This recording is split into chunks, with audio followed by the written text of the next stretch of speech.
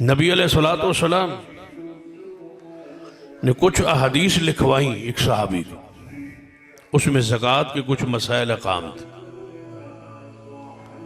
آپ کسی علاقے میں ان احکام کو لکھوا کے احکامات کو بھیجنا چاہتے ہیں۔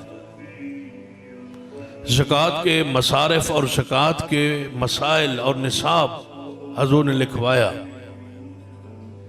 اور آپ نے وہ ورق جو لکھوایا تھا وہ بھیج دیا اس صحابی کو جس نے لے کے جانا۔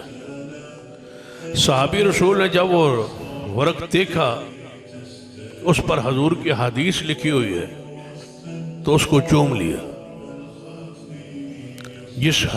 جس ورق پہ حدیث لکھی تھی اس کو صحابی رسول نے چوم لیا۔ تو اس حدیث سے محدثین نے یہ مسئلہ لیا ہے کہ جب حدیث کے ورق کو چومنا صحابی رسول سے ثابت ہے تو قرآن کا ورق تو اس سے بھی زیادہ حق رکھتا ہے۔